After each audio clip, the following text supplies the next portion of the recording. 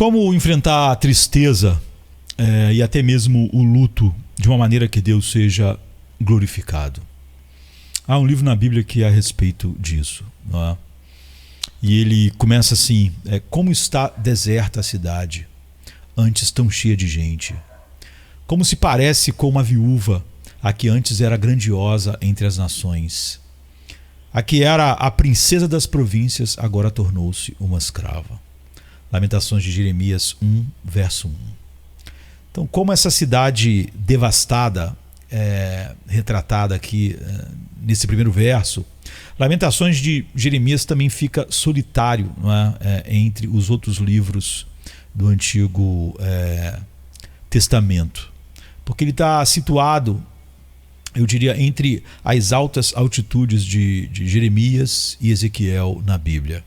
Então, Lamentações é como um vale literário, não é? Um vale da sombra da morte, cheio de imagens sombrias, de dor e sofrimento, e sendo um livro diferente de qualquer outro livro do Antigo Testamento, e sem muitos indícios de seu significado e aplicação no Novo Testamento.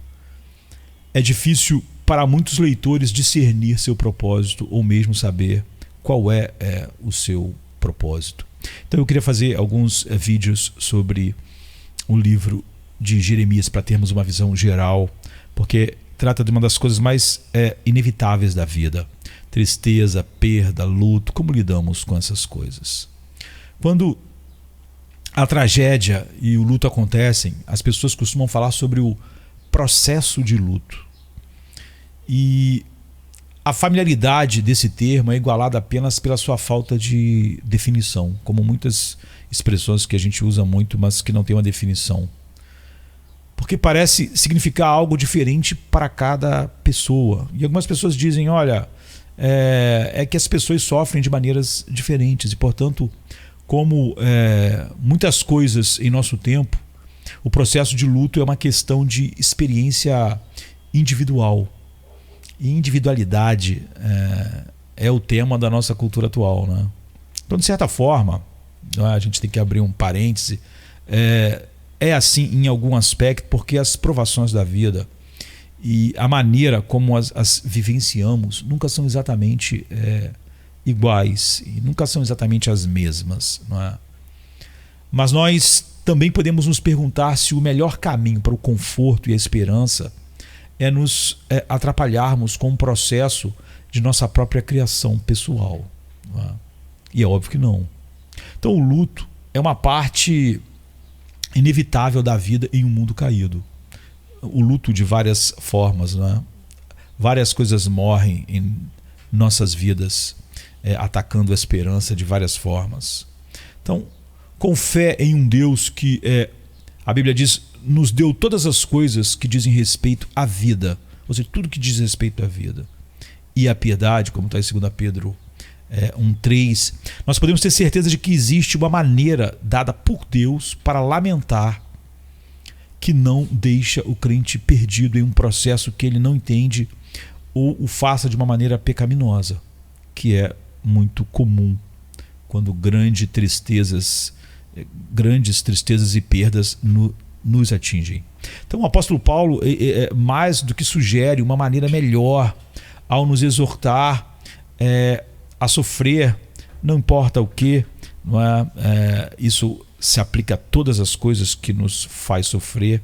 Ele fala sofrer como os outros que não têm esperança, ou seja, sofrer como um homem não regenerado, não regenerado, né? 1 Tessalonicenses 4,13. Então o luto com esperança deve, portanto, ser um caminho que nosso Deus gracioso traçou para nós, com um começo e um fim. Um começo, um meio e um fim.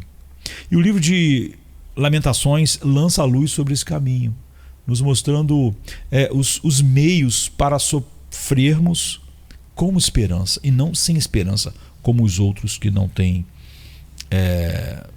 Cristo, que não foram regenerados. E finalmente nos conduzindo a Cristo como um Salvador que carrega nossos pecados e tristezas. Então, em tempos de sofrimento, o impulso humano é para a autopiedade e o foco centrado em você mesmo. E é óbvio que as ideologias dominantes da nossa cultura são totalmente escravizadas da autopiedade. É assim que as pessoas são divididas em grupos, todos chafurdando em autopiedade, porque porque naturalmente o sofrimento tende a nos levar para isso se torna atrativo para nós. Lamentações nos ensina que, com o coração voltado para Deus, em vez de se centrado em nós, em autopiedade, as sementes da verdadeira esperança são plantadas entre os fiéis em tempos de luto, em tempos de castigo e em tempos de sofrimento. Então, assim, eu diria que Lamentações nos mostra como sofrer como aqueles que têm esperança, como Paulo diz. Então, Lamentações é único nesse aspecto, mas pertence a um gênero com uma longa história. Por exemplo, após a morte do rei Josias, a gente é informado lá em 2 Crônicas 35, 25, diz que Jeremias, que é o autor aqui de Lamentações, diz: Jeremias fez uma lamentação sobre Josias. E todos os cantores e cantoras, nas suas lamentações, têm falado de Josias até o dia de hoje, porque se estabeleceram por estatuto em Israel, e eis que estão escritas nas Lamentações, 2 Crônicas 35, 25. Então essa passagem nos diz que havia um corpo de escritos chamados os Lamentos, ou Lamentações, que foram acrescentados e cantados pelo povo em tempos trágicos, como por exemplo a morte do rei Josias. Isso também nos diz que Jeremias, o autor de Lamentações, mais universalmente assumido, como o autor, estava intimamente associado a esse gênero. Então, os lamentos ou lamentações há muito desempenham um papel importante na fé do povo de Deus, porque nós precisamos saber como responder às dificuldades com fé e como sofrer com esperança. Não é? Então, o livro de Lamentações está no auge, no pico dessa tradição dentro do cânon das Escrituras, provendo essa necessidade atemporal para o povo de Deus, já que o luto, perdas, tragédias, tristezas fazem parte da nossa vida, de todos nós, ao longo da vida, tantas vezes, né? E termina na morte. Então, o objetivo desse primeiro vídeo é, eu diria, estender a nossa visão sobre todo o livro de Lamentações em busca de um processo de luto para o povo de Deus, para sermos como Paulo descreve, sofrermos, mas nunca jamais como aqueles que não têm esperança. E muitas das vezes você vê o povo de Deus sofrendo e as pessoas em seus vários problemas, exatamente como o mundo. E por isso recorrem tanto ao humanismo secular. Então, esse processo é apresentado a nós por meio de 3 ênfases principais no livro de Jeremias. Primeiro, confissão. Depois, petição. Em terceiro lugar, esperança. Então, confissão, petição e esperança. A primeira coisa, então, é confissão de pecado. O contexto de Lamentações é a destruição de Jerusalém pelos babilônios em 586 a.C. Mas essa não foi uma tragédia aleatória. Durante séculos, os profetas bíblicos advertiram que este seria o amargo fim do caminho de dureza e desobediência, eu diria uma desobediência endurecida que o povo de Deus havia tomado. Então, assim, Lamentações é uma expressão de pesar pactual, pesar da aliança do povo de Deus sobre o pecado e suas consequências, quando a obediência não é unida à fé. Eles sempre continuaram acreditando em Deus, mas essa obediência não era... essa fé não era unida à obediência. Essa ênfase prevalece no primeiro capítulo e ela é tecida ao longo do livro.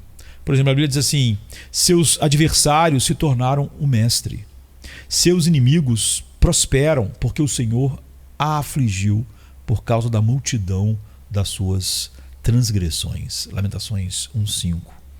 Ou a Bíblia diz, fala ela, porque está falando de Jerusalém, Jerusalém pecou gravemente, por isso se tornou desprezível. Lamentações 1:8. Ou então, minha alma está perturbada, meu coração está transtornado dentro de mim, porque tenho sido muito rebelde. Lamentações 1:20. Ou, examinemos e sondemos os nossos caminhos. Nós transgredimos e nos rebelamos. Lamentações 3:40-42. Então, Lamentações é primeiro uma confissão de pecado, que é onde começa o luto com esperança. Seria errado presumir que todas as tristezas e provações da vida são uma consequência direta do pecado, de um pecado específico. Os amigos de Jó, eles experimentaram esse argumento que apenas despertou o desagrado de Deus, como está em Jó 42:7. Mas enquanto eu diria que o livro de Jó nos mostra que não podemos traçar uma conexão clara, direta, entre um pecado particular e sofrimento, já o livro de Lamentações não nos permite nos desculpar tão rapidamente de ter uma mão em nossas próprias dores, de nós termos uma mão em nossas próprias dores. Jerusalém havia pecado gravemente e esta foi a causa direta da destruição que ela sofreu. Então, embora as dificuldades muitas vezes tenham o bom propósito de nosso crescimento na graça apenas, né, e chegam a nós assim, como com Jó, ou então em Romanos 5:3-4, ou Tiago 1:2-4, elas também podem ser correção do Senhor, como está em Provérbios 3:11-12, Hebreus 12:5-11. Então, os amigos de Jó nos mostram que nossas tentativas míopes, muitas vezes, de interpretar as razões por trás das duras providências de Deus, elas estão repletas de perigos. Mas o livro de Lamentações vem e nos adverte para não jogar fora o bebê da justiça retributiva ou da disciplina com a água do banho dos amigos de Jó, né? Para não cometer o erro dos amigos de Jó, nós fazemos o oposto.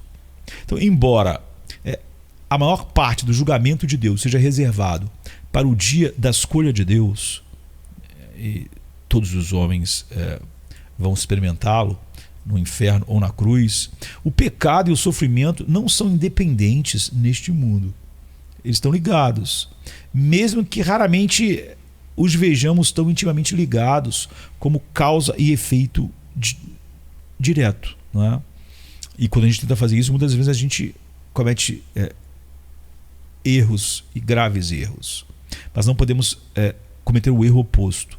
Lamentações apresenta um caso histórico único de pecado que levou diretamente à punição severa de Deus a Jerusalém em 586 a.C. Mas há um princípio mais geral a ser observado por nós. Não haveria lágrimas ou tristeza nesse mundo se não fosse pelo pecado.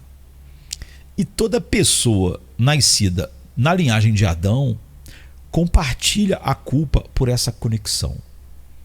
Então, esse mundo caído, nesse mundo caído, em um mundo caído, a tristeza e o pecado vão coexistir até que nosso Senhor volte. Quando nós participamos da dor do mundo, em qualquer maneira que ela se manifeste, é óbvio que nós devemos lembrar que também somos participantes do pecado do mundo. Nós também participamos do pecado. Como pecadores necessitados da graça, a gente nunca pode presumir que sofremos inocentemente. Nenhum de nós sofre inocentemente, mas podemos, inocentemente no sentido vertical, não é? Mas podemos ter certeza de que o autoexame e o arrependimento nunca estão fora de questão, então, quando nós sofremos. Em certo sentido, toda dificuldade é um chamado ao autoexame e ao arrependimento. Hoje, pela manhã, eu botei um vídeo que fala sobre a ressonância magnética espiritual do coração. Então, é óbvio que nós somos chamados ao autoexame e ao arrependimento. Não importa o motivo, a natureza ou a causa de uma dificuldade. sempre nós podemos vê-la corretamente, pelo menos, como um lembrete pungente da nossa própria fragilidade pecaminosa e da nossa contínua necessidade da graça de Deus. Então, não cabe a nós interpretar nossas dificuldades, mas cabe a nós responder a elas da única maneira que criaturas frágeis e pecadoras podem responder a um Deus santo e soberano, abandonando nossos pecados e nos voltando para Ele. Então, para colocar o ponto de forma diferente, a graça humilhante do arrependimento lança fora o manto de vitimização e autopiedade que só leva à amargura e nos lança, como pecadores que somos, sobre a misericórdia de Deus que leva à esperança. Se quisermos encontrar esperança e consolo em nossas dores e sofrimentos, nós devemos começar sempre com o autoexame e arrependimento. Então, quer o propósito de uma dificuldade seja inescrutável, como em Jó, ou mais óbvia, como em Lamentações, sempre a nossa melhor resposta é retornar à realidade básica de que somos pecadores necessitados de graça, em vez de autopiedade e vitimismo, e nos humilharmos em arrependimento. Essa é uma tônica de Lamentações e o processo de luto que ela revela. Por exemplo, é dito assim para nós: procuremos e examinemos os nossos caminhos, voltemos para o Senhor. Lamentações 3:40. Então, petição ao Senhor, como poderíamos esperar, né? Lamentações está cheio de pedidos de misericórdia, com paixão sincera, como essa oração, por exemplo, em Lamentações 2, a partir do verso 18. O coração deles clamou ao Senhor, a Bíblia diz: ó muralha da filha de Sião, corram as suas lágrimas como ribeiros, de dia e de noite. Não te deis descanso, nem parem as meninas de teus olhos. Levante-se, clame de noite nos princípios das vigias, né, da noite. Derrama o teu coração como águas diante da presença do Senhor. Levanta a Ele as tuas mãos pela vida de teus filhinhos, que desfalecem de fome à entrada de todas as suas ruas. Bem pungente esse texto, né, de Lamentações 2, 18 e 19. Então a dor e o sofrimento de Judá levaram a um novo encontro com Deus, com as formalidades eliminadas e substituída por um sincero compromisso de coração. E esse é um forte contraste com os dias de prosperidade de Judá, quando ela se voltou para outros deuses e confiava em dinheiro, confiava na sua saúde, sua capacidade militar, enfim, ela procurou em outros deuses e outras nações segurança, permitindo que sua adoração, que naquele período continuou, se tornasse um mero ritual. Não era a coisa principal do seu coração e da sua vida. Mas agora que Jerusalém está desolada, Jerusalém teve que enfrentar o Deus que ela havia evitado, ou no mínimo tratado de maneira não essencial, e ser conduzido então de volta à presença dele por meio do sofrimento.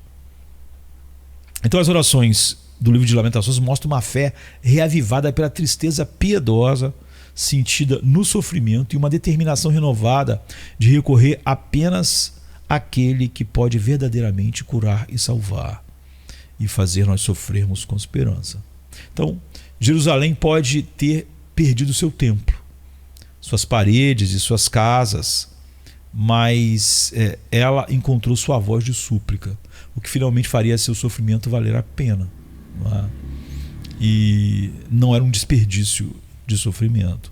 Então pode parecer um ponto óbvio que as dificuldades da vida devem nos levar a Deus em oração, mas com que frequência nosso impulso se volta para outro lugar?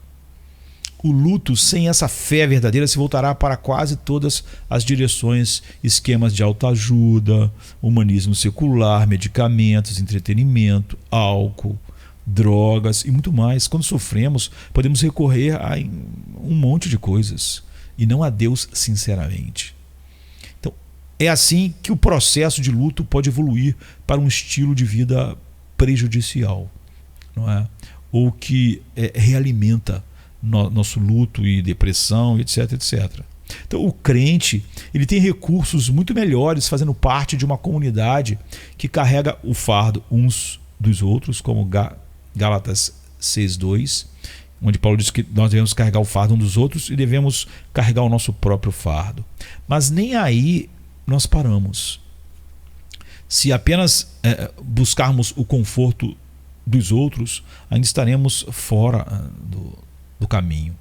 Qualquer dificuldade deve nos lembrar que, no final das contas, há apenas uma fonte de consolo: o Deus de toda consolação. É o que Paulo diz em 2 Coríntios 1:3. Então, as provações da vida são, na verdade, um chamado para elevar nossa voz a Deus com nova sinceridade e orar com uma fé infantil, sem vitimismo, autopiedade, etc.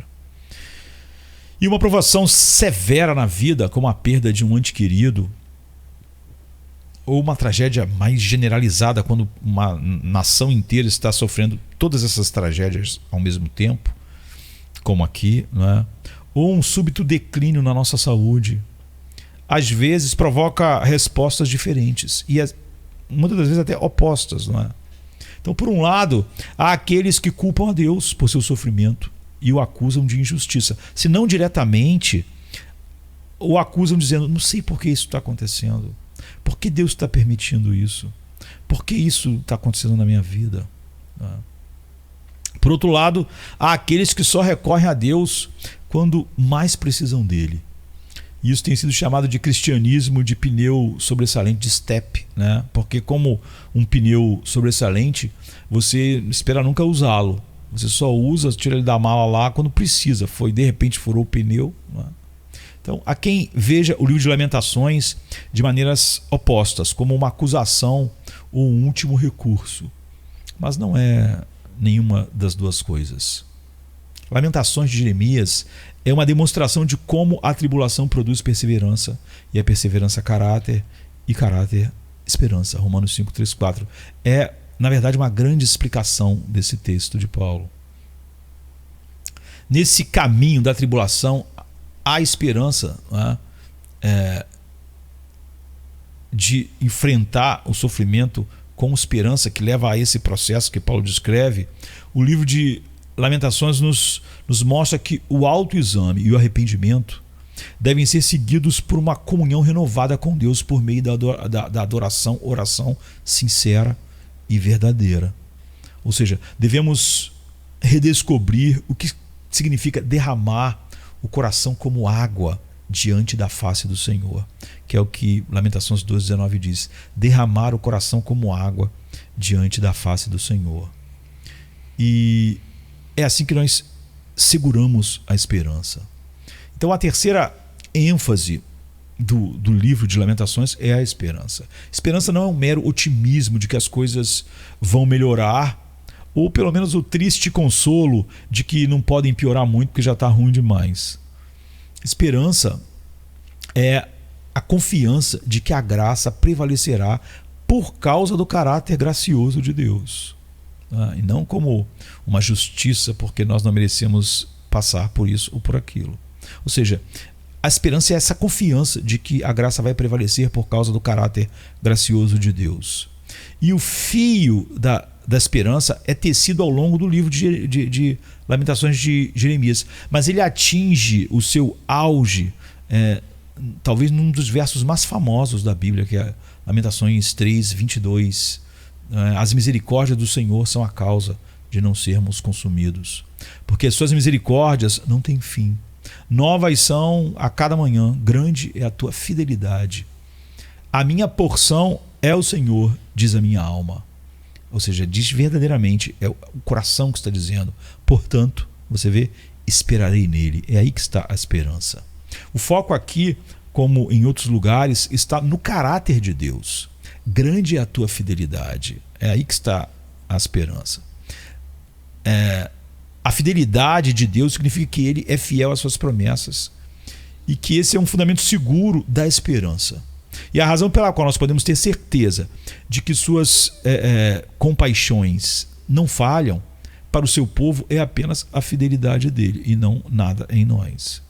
Então, mas o que podemos considerar um lugar comum nos bons tempos, porque eu acho que esse verso é usado de uma maneira no lugar comum nos bons tempos. Nenhum verso talvez foi mais frequentemente escrito em bugigangas, em imãs de geladeira, em camisetas, não é?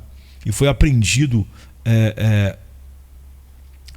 na verdade por eles e por nós em lágrimas, e deve ser aprendido em um momento de angústia insondável.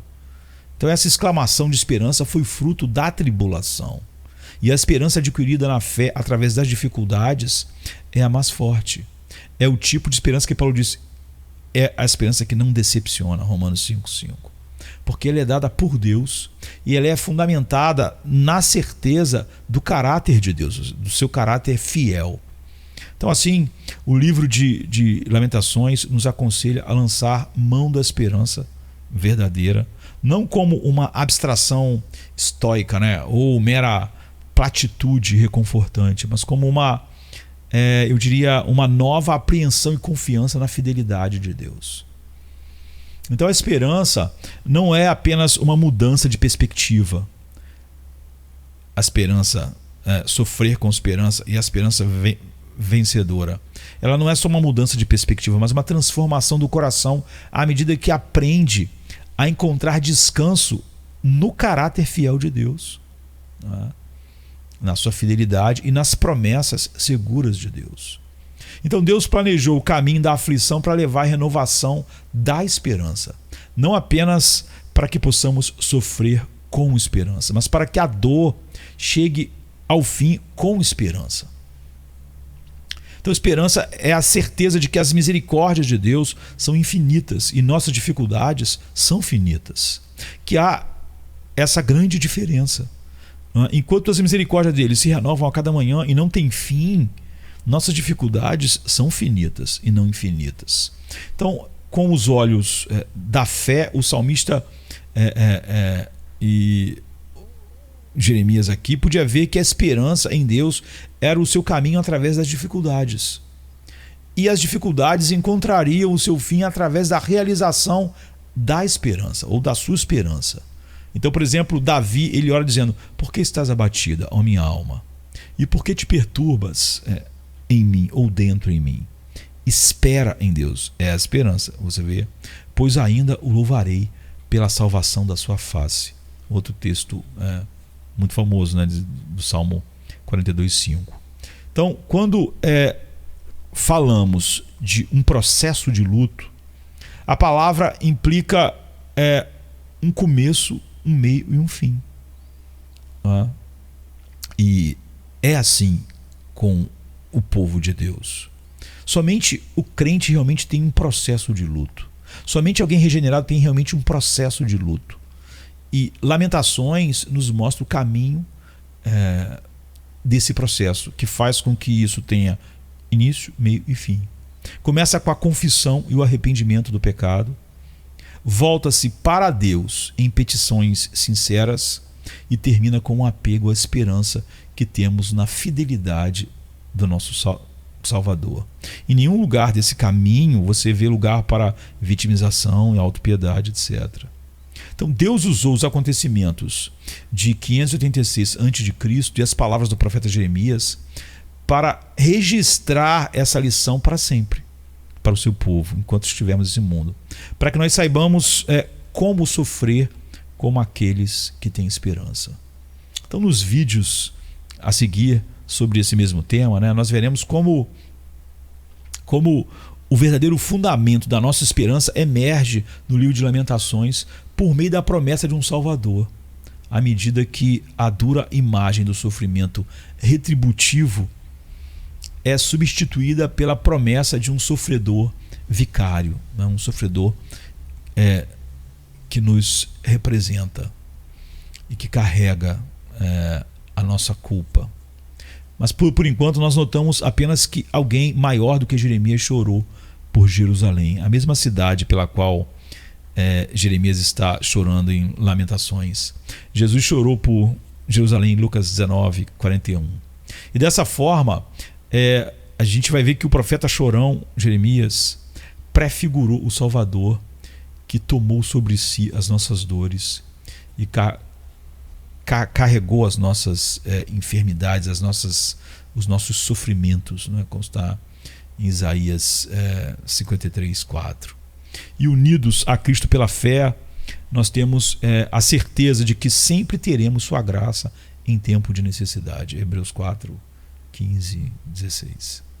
E que se estivermos unidos a Cristo no sofrimento, também estaremos unidos com Ele na glória, que é o que 1 Pedro 4,13 diz. Então esses breves vídeos sobre Lamentações vão nos ensinar o verdadeiro processo de luto. E como no cristão ele nunca sofre sem esperança, como o mundo que leva ao desespero, depressão final, etc, etc. Mas que ele nos ensina um verdadeiro processo de luto. E só filhos de Deus têm um processo de luto de verdade, com início, meio e fim. Não é? E como todos nós somos filhos do sofrimento por sermos pecadores no mundo caído, então é essencial para todos nós saber sofrer com esperança. E é sobre isso que nós veremos nos próximos vídeos sobre Lamentações de Jeremias. Vai ser uma visão apenas geral, mas fundamental para uma época em que, apesar do humanismo secular galopante, o mundo está cada vez mais triste, depressivo, sem fim, e infelizmente muitos do povo de Deus também. Não podemos imaginar uma calamidade maior do que Jeremias experimentou ao olhar para Jerusalém destruída, milhares mortos, o restante levado embora para a Babilônia como cativos, e as barbaridades descritas de como as pessoas, bebês, velhos, adultos, que foram mortos. Jeremias estava vendo uma cidade assim, cheia de corpos, o templo destruído, e tudo depois de tantos anos sendo avisado. Então era realmente um lugar de grande sofrimento e angústia. E Lamentações nos ensina o verdadeiro processo de luto, com início, meio e fim. Que Deus nos ajude, porque nós precisamos viver assim, para que nosso sofrimento aponte para Cristo, em vez de apontar para a autopiedade, vitimização e o nosso ego. Que Deus possa nos abençoar. Amém, querido. Amém.